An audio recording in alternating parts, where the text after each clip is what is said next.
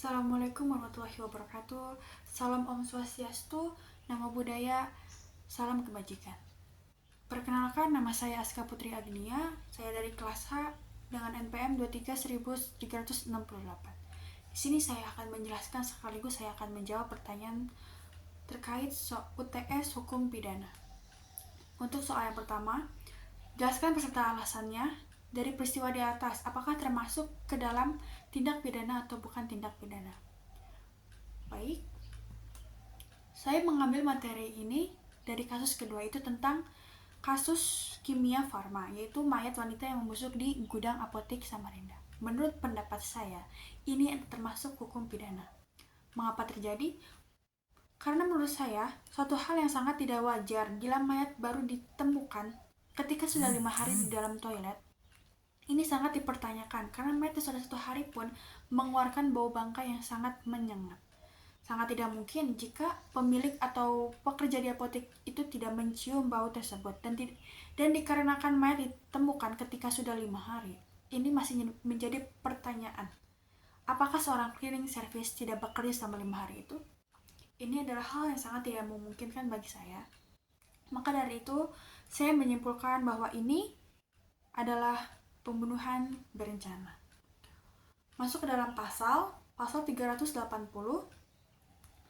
Barang siapa dengan sengaja dan dengan berencana terlebih dahulu merampas nyawa orang lain diancam karena pembunuhan dengan rencana dengan pidana mati atau pidana penjara seumur hidup atau selama waktu tertentu, paling lama 20 tahun.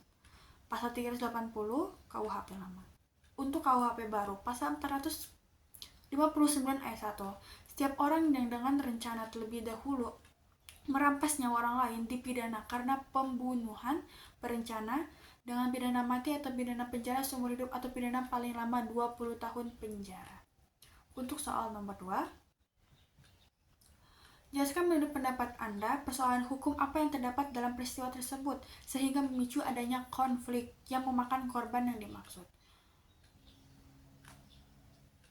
Menurut pendapat saya, dalam kasus ini masuk dalam hukum pidana dan masuk dalam pembunuhan berencana yang memicu adanya konflik. Dalam kasus ini adalah mayat seorang guru yang di dalamnya yang di dalam toilet selama 5 hari. Menurut saya ini adalah pembunuhan berencana karena sangat tidak mungkin dan sangat mencurigakan jika ada mayat di kamar mandi selama 5 hari tapi tidak ada satupun pekerja yang mencium bau bangkai tersebut. Yang menjadi konflik mengapa mayat itu baru ditemukan selama 5 hari dan menjadi satu kecurigaan untuk pegawai yang bekerja di apotek ataupun cleaning service yang membersihkan toilet tersebut. Dan bagaimana bisa seorang pelanggan obat, seorang ibu yang berusia 58 tahun membeli obat di dalam apotek bisa masuk dalam toilet tanpa sepengetahuan pemilik ataupun karyawan apotek tersebut. Untuk soal nomor 3, jelaskan asas-asas lex lotus delicti yang ada dan dapat diterapkan pada kasus tersebut. Lex lotus delicti yang ada dan dapat diterapkan pada kasus tersebut. Setiap orang dengan rencana terlebih dahulu merampas nyawa orang lain dipidana karena pembunuhan berencana dengan pidana mati atau pidana penjara seumur hidup atau pidana paling lama 20 penjara. KUHP lama pasal 380.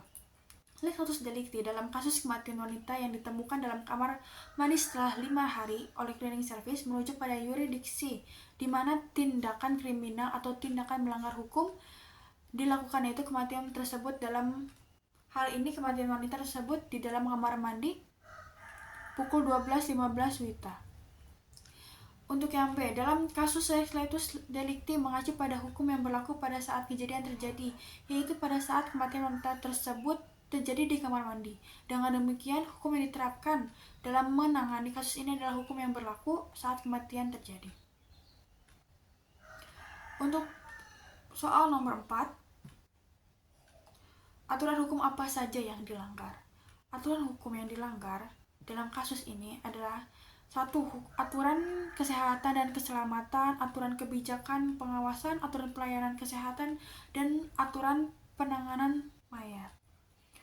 Untuk soal yang subjektif dan objektif dalam kasus tersebut. Saya akan bacakan jawaban saya. Subjektif pada pasal 459 ayat 1, setiap orang yang berencana terlebih dahulu merampas nyawa orang lain.